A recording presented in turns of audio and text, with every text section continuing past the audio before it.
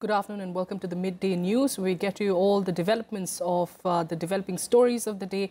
Let's get you the headlines. Rajya Sabha adjourned till 2 p.m. after protests over Kaveri and Andhra special status. Opposition notice on PNB fraud case. BJP members notice to discuss corruption by relatives of former ministers. Chairman terms issues important. Seeks notice under relevant rules.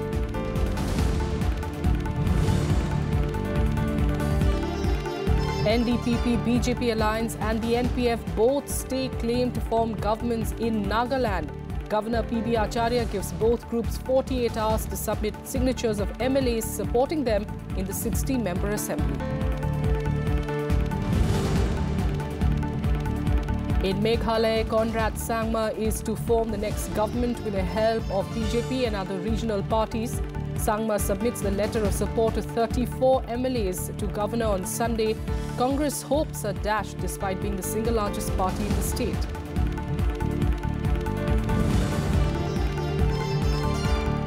Special court in Delhi grants bail to Lalu Prasad's daughter Meesa Bharti and her husband in a money laundering case. Enforcement Directorate had filed charge sheet accusing them of laundering 1.2 crore rupees using shell firms.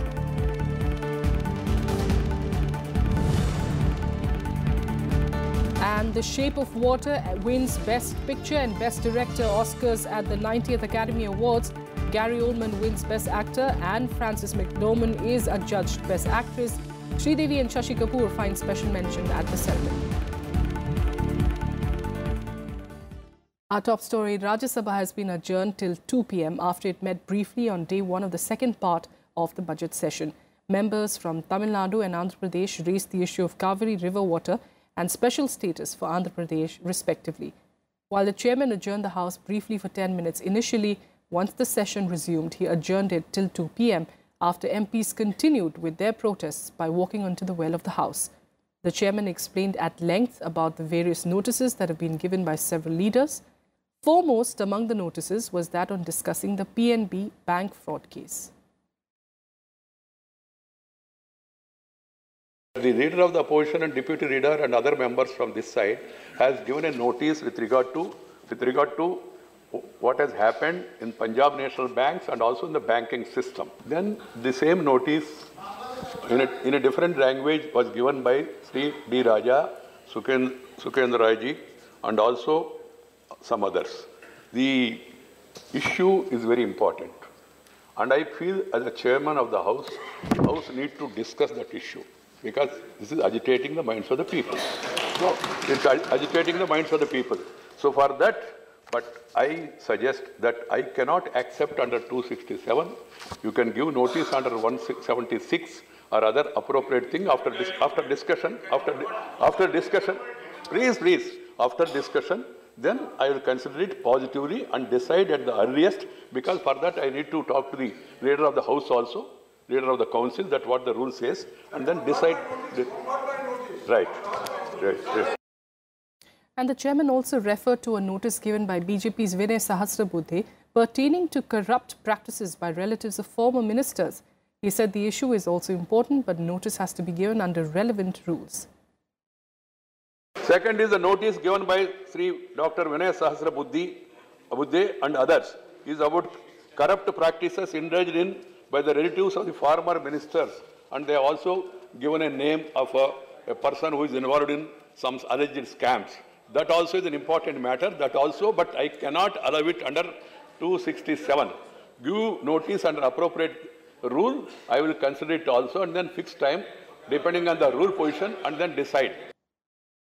And the chairman also said that the Kaveri water issue will be taken up. Notice was given for discussion during 0 hour. A notice has been given by Sri Navanitha Krishnan and others on the order of the court and subsequent action to be taken with regard to formation of the board.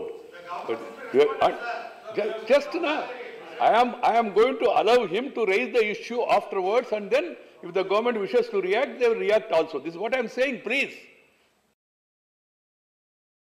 And outside the House, Trinamool Congress and the TDP protested on different issues.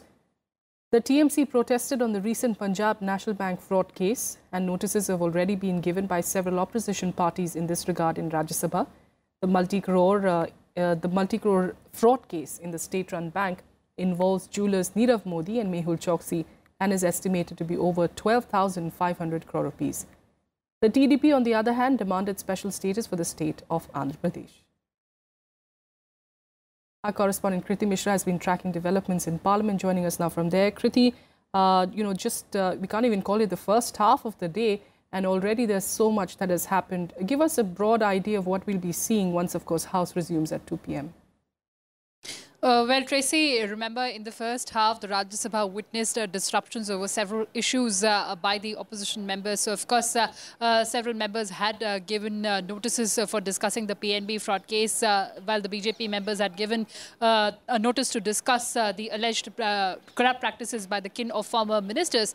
But clearly, the chairman said that all these issues could be discussed, but under appropriate rules and procedures and also under appropriate notices. So, we expect a normalcy to return in the House in the second half, because remember, Tracy, very important bills are lined up to be taken up. So there's Motor Vehicles Amendment Bill. Remember, Tracy, Indian roads account for highest fatalities in the world, and in the year 2016, we lost 17 lives and 55 accidents were there every hour on Indian roads. So this bill seeks to bring sweeping changes in the Indian road safety scenario. It also hikes fines and penalties. For instance, in case of drunk driving, the fines could go up to 10,000 rupees, and in case of traffic violations, the fine could go to 5,000 rupees. So the select panel that was examining this particular bill had made several observations, but said that this bill should be passed without modifications. And also, India is a signatory to Brasilia Declaration on Road Safety, where it is committed to reducing road accidents by 50% by the year 2020. So certainly a very important bill in that direction. There's also State Bank of India Repeal and Amendment Bill, which paves way for the merger of subsidiary banks to with the parent bank, which is the State Bank of India. Remember, when this bill was getting passed in the Lok Sabha, the government assuaged all apprehensions that this bill will not limit financial access. Rather, the government had reiterated that financial inclusion is its priority. Yes. So certainly important bills are lined up, and we hope that the House functions in the second half. Absolutely. Over to you, Tracy. Absolutely, Kriti. But, all also depends on how the opposition behaves at this point of how they, of course, conduct themselves in the House. The Congress, of course, had already raised the issue of the PNB fraud case. And, they, of course, said that that is something they would be pursuing. But apart from that, the Andhra issue, the Kaveri water issue, these are issues that have come up as well within just the first hour of the second half of this budget session. So, what is the strategy going to be? Will we see the government reaching out to these parties and try to placate them so as to, of course, make sure that, whatever you've talked about, these important bills, they eventually get passage? Well, absolutely, Tracy. But remember, even in the first half, the chairman had made it absolutely clear that he is ready to allow the opposition members and also the BJP members to raise the issue that they've given notices for. But these notices have to be under appropriate rules. That's right. As far as the opposition members are concerned, for instance, the PNB fraud case, in fact, the chair also asserted that this was a very important case as it is agitating the minds of the Indians. So he certainly said that he would allow the discussion on this issue, but not under 267, which seeks suspension of the business of the House, but under separate rules like 176, which calls for short duration discussion. The chairman also clearly said that he has to speak to the leader of the House because the government has to respond on several issues. So certainly the chair has made the position very clear that even if the opposition members are trying to raise the issue in the interest of the larger public, it has to be done according to the rules and procedures. So if the agitation continues, then certainly the opposition members have to see how these important issues get across, how these important issues are raised, so that a finality or a conclusion could be reached on how to solve these important issues. So certainly we have to see what is the kind of strategy that the opposition members adopt in the second half. All right, we'll leave it there for now. Thank you so much, Kriti Mishra, for joining us with those details from Parliament. And staying with Rajya Sabha, Hishe Lachungpa of the Sikkim Democratic Front took oath as member of the upper house today. Lachungpa, whose term as Rajya Sabha member expired on the 23rd of February, was re-nominated by the Sikkim Democratic Front party for a second consecutive term in January. मैं इसे लाचुंगपा राज्य सभा का सदस्य निर्वाचित हुआ हूं।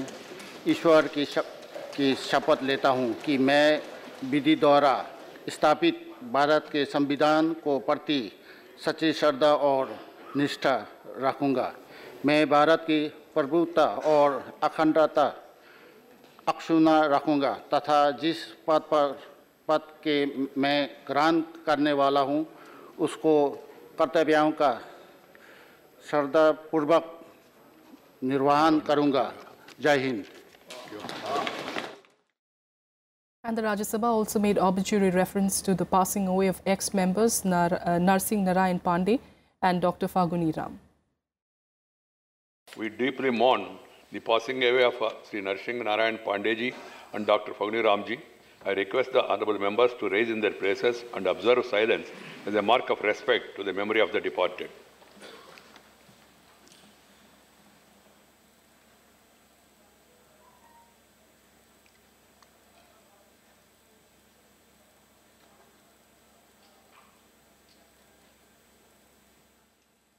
The Rajya Sabha also lauded the achievements of sportspersons. Special mention was made for gymnast Aruna Reddy, who won a historic bronze medal at the recently concluded World Gymnastics Tournament in Melbourne. Members, on behalf of the whole House and on my own behalf, I congratulate Ms. Aruna Reddy for winning a bronze in the Women's World Event in Gymnastics World Cup 2018 held at Melbourne on the 24th of February 2018, thus scripting history by becoming the first Indian gymnast to bag an individual medal in the tournament.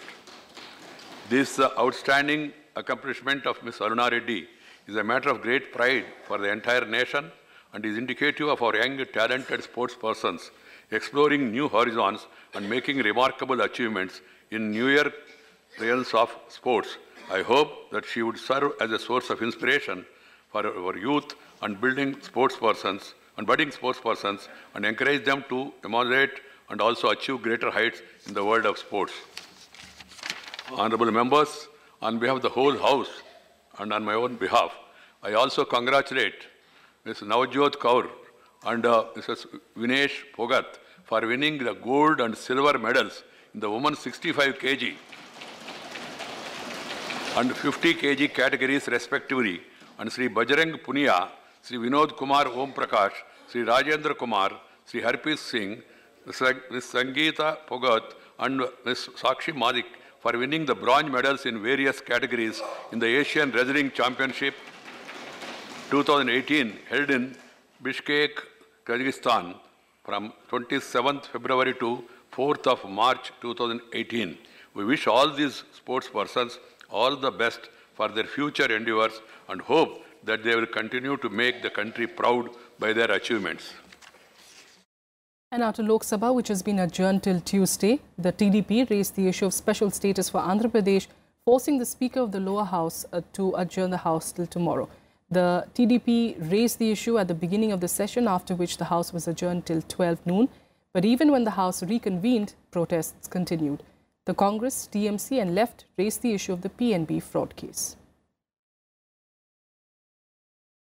On to developments in the Northeast following the election results. National People's Party leader Conrad Sangma will be sworn in as the next Chief Minister of Meghalaya on Tuesday. Sangma met Meghalaya Governor Ganga Prasad on Sunday and staked claim to form the government with the support of 34 MLAs in the 60-member assembly. Sangma's NPP, which won 19 seats, has support from BJP, which won 2 seats, and regional parties including the HSPDP with 2 seats, the UDP with 6 seats, PDF with 4 seats, along with an independent candidate. Meghalaya Chief Minister Mukul Sangma resigned on Sunday after the Congress failed to secure majority in the assembly elections, despite emerging as the largest party with 21 seats. Here to work on providing good governance to the people.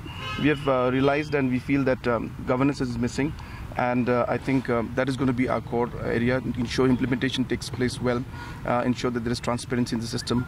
So I think good governance is what is missing. And obviously, we will focus a lot on implementing proper central schemes, at the same time ensuring that infrastructure is is pushed. We are also very concerned about the social sectors, health sector, education sector. So there are many areas. The youth sector is very important for us. We're very sad that our state doesn't have policies in most of these sectors. Meanwhile, Nagaland Governor P.B. Acharya has given 48 hours to the Nationalist Democratic Progressive Party, or the NDPP, in alliance with the BJP, and the ruling Naga People's Front, led by Chief Minister T.R. Zeliang, which have both staked claim to form government to prove their majority. The NPF backed 26 seats to emerge as the single largest party. The NDPP, meanwhile, secured the second position with 18, while its ally BJP secured 12 seats, taking the tally to 30. Party chief Nephew Rio has also claimed support of one independent and one JDU contestant, taking the tally to 32 seats. Rio's party is also in talks with the National People's Party, which won 2 seats in the Nagaland elections. The NPP, which is an ally of the BJP at the centre and in Manipur, contested the Nagaland elections for the first time. Yes, we're getting support, and our combination is has come to 30. So we want to more. It will be good. We got the support of the single independent also. We'll provide a very stable government. We'll provide good governance, and we'll see that we have the transparency in governance. The NDPP-BJP alliance has secured near simple majority. We have won 30 seats in the 60-member assembly. We have the support of one independent and one JDU member. That takes us to 32. We are in a comfortable position to form the next government. So the NDPP-BJP alliance will stake its claim to form the government in next couple of days. And in Tripura, MLAs of BJP and its state ally, the IPFT, will meet on Tuesday to elect their leader. The BJP has 35 MLAs and the Indigenous People's Front of Tripura has 8. Union Minister Nitin Gadkari will be present at the meeting. The IPFT has sought a respectable representation for its MLAs in the new state government and has also asked the BJP to select the Chief Minister from among the tribal MLAs. The tribal party won 8 of the 9 seats that it had contested on. The BJP-IPFT combined won 17 out of the 20 seats reserved for scheduled tribes in the February 18th elections. The BJP won 35 seats on its own, giving it a majority in the 60-member Tripura Assembly, ending the 25-year-old left rule in the state. A quick break here. We'll be back with more national and international news in a bit. Stay with us.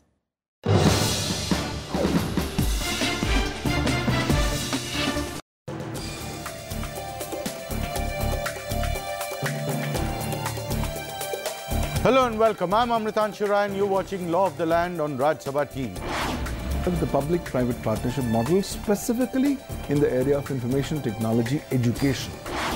There are a number of laboratories available in the country, a huge network under the umbrella of the CSIR. Private institutions are the domain experts in the industry. I think it's a big step in the right direction. Watch Law of the Land on Rajya Sabha television.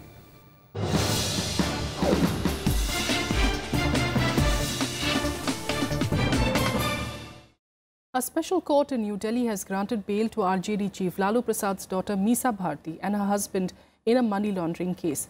The RJD MP Meesa Bharti and her husband Shailesh Kumar have been granted bail on the condition that both cannot leave the country without the court's permission. During the hearing, the Enforcement Directorate also opposed the bail plea of the accused, saying that they indulged in a very serious economic offence.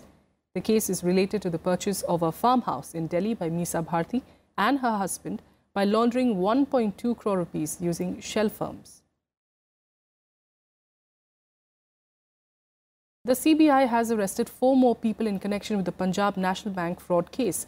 The agency has arrested 2 employees and an auditor of the Nirav Modi group of companies, while a director of the Gitanjali group of companies owned by Mehul Choksi has also been taken into custody. The agency has also arrested the then AGM operations of Firestarter International Limited and then finance manager for their alleged role in the preparation of applications for the fraudulent letters of undertakings or LOUs submitted to Punjab National Bank. Meanwhile, the Directorate of Revenue Intelligence has sanctioned the prosecution of Nirav Modi and his 3 firms in connection with the bank fraud case. The decision has been taken as per the guidelines of the Central Board of Excise and Customs on the prosecution of persons in duty evasion case. Nirav Modi will be questioned for the falsification of documentation and submission of the same to customs. He will also be prosecuted for violation of the rules of authorized operations of the special economic zones and causing loss of customs duty to the government. The Supreme Court will hear Karti Chidambaram's fresh pleas seeking quashing of summons issued by the Enforcement Directorate in the INX media case on Tuesday.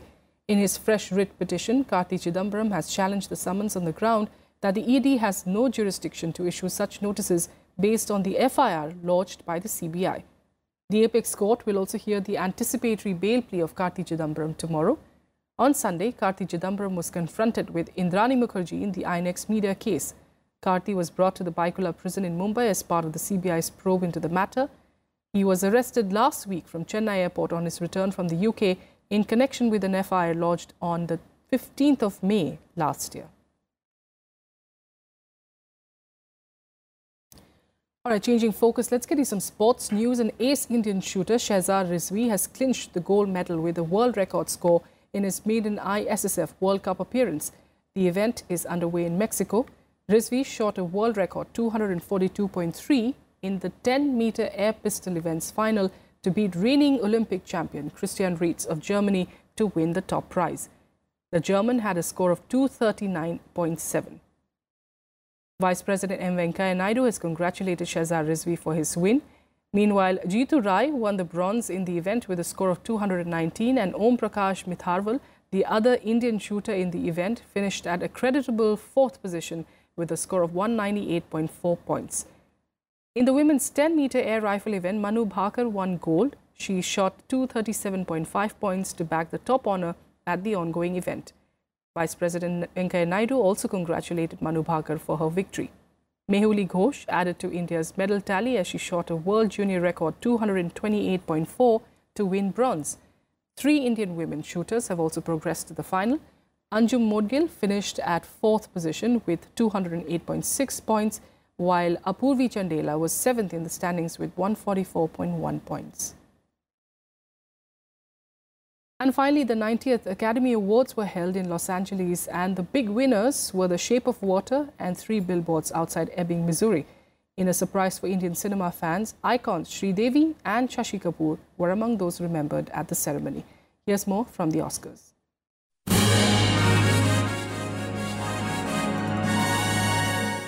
Politically charged and revolutionary. Those are the words being associated with this year's Oscars. Of the 9 Best Picture nominees, only 2 of them made more than $100 million.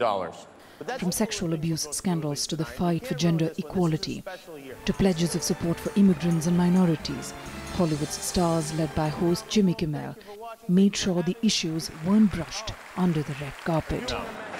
The Academy, as you're no doubt aware, took action last year to expel Harvey Weinstein from their ranks. There were a lot of great nominees, but Harvey deserved it the most. And, oh, that's nice. That's very sweet. So, I don't want to get your hopes up, all right, but there's a guy, he got a lot of it, actually.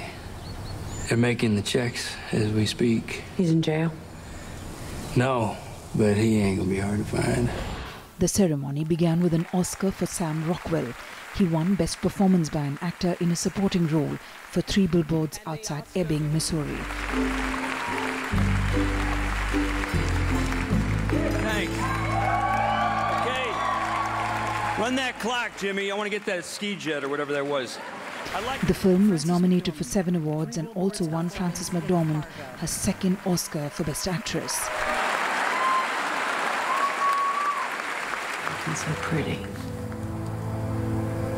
You ain't trying to make me believe in reincarnation or something, are you? Because you're pretty, but you ain't her. She got killed. And now she's dead forever. I do thank you for coming, Mel. We are looking at the collapse of Western Europe in the next few days. We're facing certain defeat and imminent invasion. The Best Actor award went to Gary Oldman for his portrayal of Winston Churchill in Darkest Hour. I would just like to salute Sir Winston Churchill, who has been marvellous. The Shape of Water. But the biggest winner for the night was a creature feature, The Shape of Water. And the Oscar goes to Guillermo del Toro. It won 4 of the 17 nominations, including Best Picture and Best Director.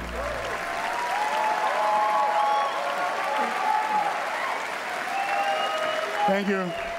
And there was a special moment for Indian movie fans when the memoriam section featured Bollywood icons Sridevi and Shashi Kapoor, among other stars who've passed away.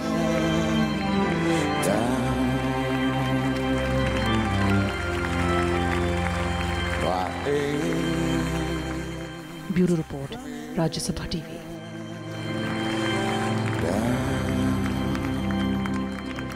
And that's it on the Midday News. Thank you for joining us.